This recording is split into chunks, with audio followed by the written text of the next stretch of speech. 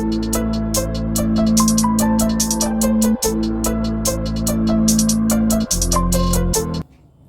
છો મિત્રો?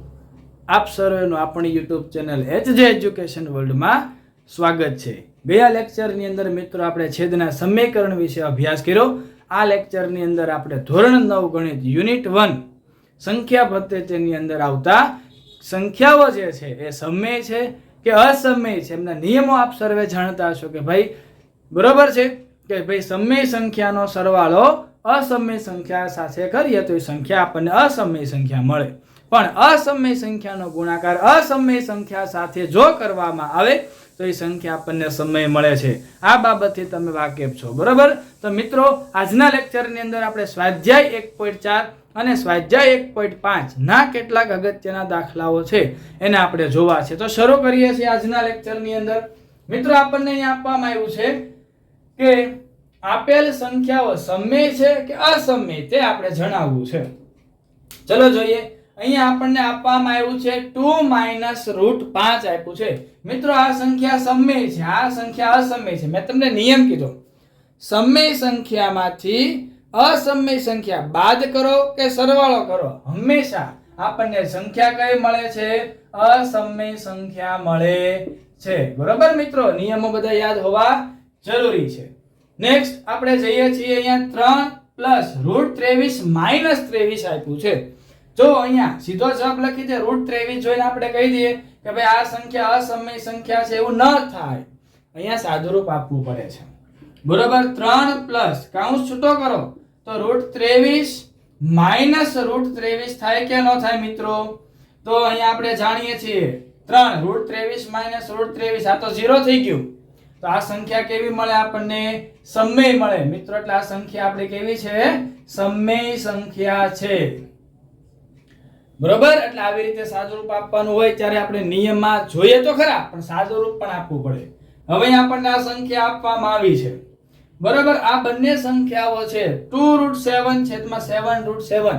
આપણે જાણીએ છીએ સમય અને અસમય સંખ્યાનો હવે અહીંયા કોઈ સાદુરૂપ આપી શકાતું નથી. એઝ યુઝ્યુઅલ જે છે એ આપણે રાખીએ. માની લઈએ કે 7 અને √7 અને √7 છે એ બંને સંખ્યાઓ પણ આપણને અહીંયા સાથે આપેલી છે, બરોબર છે. હવે એ બંનેને આપણે કેન્સલ કરીએ, સમજો તમે, બરોબર? ઉડે ને? 7 અહીંયા આપ્યું છે 2 * આમ લખો સાદી સ્વરૂપે 7√7. આ 7 7 વયા જાય તો 2/7 આવ્યું. તો આ સંખ્યા તો પાછી કેવી છે?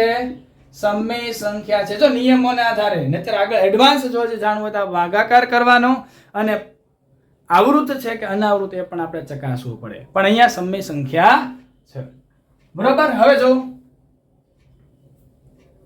એક સમય પણ √2 તો અસમય છે ને, હવે એનો ભાગાકાર કરો તો જે છે એનું એ જ રહે. એટલે આ સંખ્યા પણ કેવી છે? અસમય સંખ્યા છે, બરોબર મિત્રો. હવે અહીંયા પાઈ તો અસમય છે, આપણે બધા જાણીએ છીએ, બરોબર ને?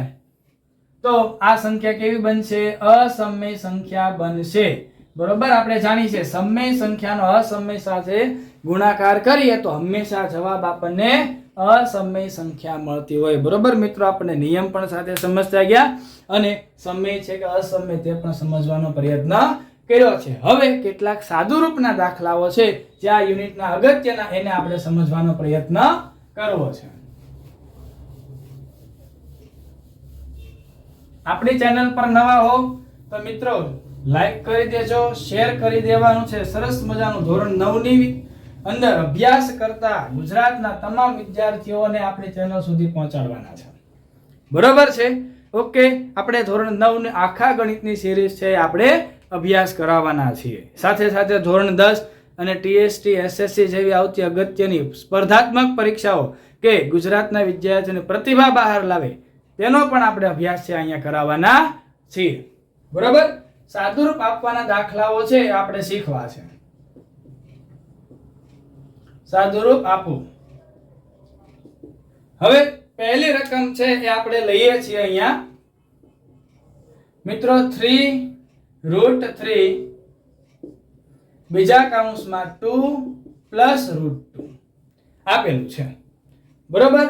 હવે આને સાદુરૂપ આપીએ. સામાન્ય રીતે આપણને સાદુરૂપ આપીએ, મને ખબર છે તો હું શું કરું સાદુરૂપ આપું ત્યારે ખબર કે આ એક જે સંખ્યા છે 3 એને આ આખા કૌંસ સાથે છે ગુણીશ. પછી આ સંખ્યા છે એમને આખા કૌંસ સાથે છે ગુણાકાર કરવામાં આવશે. બરોબર છે મિત્રો? જોઈએ છીએ આપણે સાથે સાથે. હવે જો 3 કૌંસમાં 2 પ્લસ √2 બરોબર પ્લસ √3 પ્લસ √3 કૌંસમાં 2 પ્લસ √2 સાદુરૂપ આપીએ તો આ બંનેનો ગુણાકાર કરીએ તો 3 2 6 થાય પ્લસ 3 ગુણ્યા √2 સમાન સંખ્યા નથી એટલે એઝ યુઝ્યુઅલ આપણે લખી દેવાની રે 3 √2 લખી દઈએ પ્લસ √3 ઇન્ટુ 2 તો હું લખવાનું 2 √3 2 એવું નહીં લખ્યો આપણે પ્લસ √3 ગુણ્યા √2 મિત્રો સમાન સંખ્યા છે સમાન સંખ્યાનો ગુણાકાર થાય તો અહીંયા જવાબ આપણો તૈયાર થઈ રહ્યો છે 3 √2 પ્લસ 2 √3 પ્લસ √3 ગુણ્યા √2 √6 આવી ગયો જવાબ. આ આપણો આન્સર બને છે. સમજાય છે ને મિત્રો?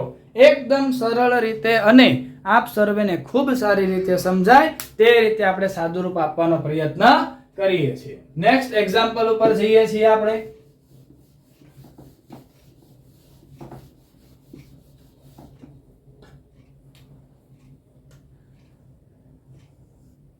બીજી રકમ લઈ લઈએ છીએ આપણે અહીંયા 3 પ્લસ √3 અને 3 માઇનસ √3. આ જો ને મિત્રો એટલે તરત મને એક સરસ મજાનું નિત્યસમ યાદ આવે. બરોબર? એક વખત પ્લસ એક વખત માઇનસ. હવે જો નિત્યસમ યાદ અપાવું તમને. a plus b a minus b શું લખો? a વર્ગ ઓછા b વર્ગ. યાદ આવે કે ન આવે? તો અહીંયા એઝ યુઝ્યુઅલ એ જ રીતે છે તો અહીંયા હું આવું લખી શકું √3 નો વર્ગ પ્લસ માઇનસ માઇનસ √3 નો વર્ગ. લખાય કે ન લખાય? બરોબર છે ને? મજા આવે કે ન મજા આવે? હવે √3 નો વર્ગ શું થાય? 9. √3 નો વર્ગ 9 થાય. √3 જ થાય વાલા. 3 નો વર્ગ 9 માઇનસ √3 નો વર્ગ થાય √3 ગુણ્યા √3 એટલે 3. 9 માંથી 3 બાદ કરો એટલે જવાબ આવે 6. છે ને? એકદમ સરળ. યાદ આવવું જોઈએ નિત્યસમ. મિત્રો આપણે બહુપદી પણ શીખવાના છે. ધોરણ 9 નું આખું બહુપદી છે. તમામ સ્વાધ્યાય ઉદાહરણ સહિત આપણે તમને ખૂબ સરળ રીતે સમજાવવાના છીએ. ચલો નેક્સ્ટ ઉપર જઈએ. હવે ત્રીજી રકમ છે આપણી પાસે √5 પ્લસ √2 નો વર્ગ. આ નિત્યસમ જોઈને મને બીજો એક નિત્યસમ યાદ આવે. શું ખબર? a પ્લસ b નો વર્ગ. a નો વર્ગ વત્તા 2ab પ્લસ b નો વર્ગ. થાય કે ન થાય? છે એવું. અહીંયા ભલે રૂટમાં આપ્યું હોય આ નિત્યસમનો આપણે ઉપયોગ કરી અને દાખલો ગણવાનો થાય ને થાય. ચલો નિત્યસમ અહીંયા લખી નાખીએ છીએ.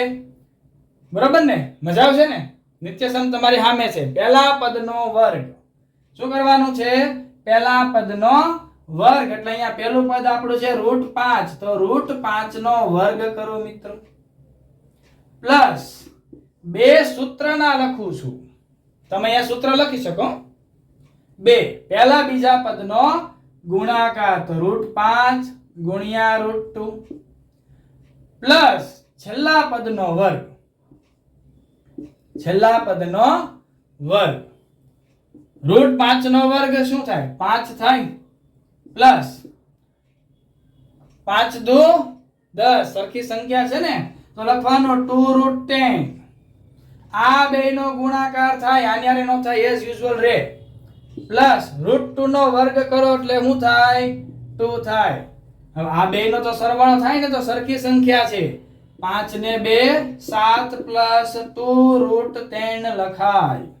આવી ગયો જવાબ? ઓકે છે ને? મજા આવે છે? ચાલો હવે આગળના દાખલા ઉપર આપણે જઈએ છીએ. બરાબર છે? સ્વાધ્યાય 1.4 નો છેલ્લો દાખલો છે આપણે જોવાનો પ્રયત્ન કરીએ છીએ. બરાબર છે મિત્રો? સાદુ રૂપના દાખલાઓ છે એના જ આપણે આ લેક્ચરની અંદર લીધા છે કે જે આપણા માટે ખૂબ અગત્યના બની રહેશે. બરાબર? હવે દાખલા નંબર 4 લઈએ છીએ. √5 માઈનસ √2 બીજા કૌંસમાં લખીએ √5 પ્લસ √2 છે. હવે આપણે કઈ કરવું પડે ખરું? નહીં ને?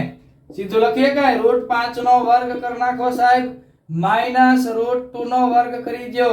√5 નો વર્ગ 5 અને √2 નો વર્ગ 2. જવાબ આવે 3. લ્યો. છે ને મસ્ત મજાના દાખલાઓ. જો તો નિત્ય સમ પણ આપણને છે સાથે સાથે યાદ હોવું પડે. બરાબર છે મિત્રો? આજના લેક્ચરની અંદર આપણે અગત્યના દાખલાઓ છે શીખવાનો પ્રયત્ન કર્યો છે. હવે આગળના લેક્ચરની અંદર આપણે ઘાતાંક આધારિત દાખલાઓ આવે ને, કયા દાખલાઓ? એક નાનું એવું સેમ્પલ આપું મિત્રો, તમને યાદ હશે. a ની m ઘાત, a ની n ઘાત શું થાય? a ની mn થાય? થાય કે ન થાય? બીજું યાદ અપાવું, a ની m છેદમાં a ની n.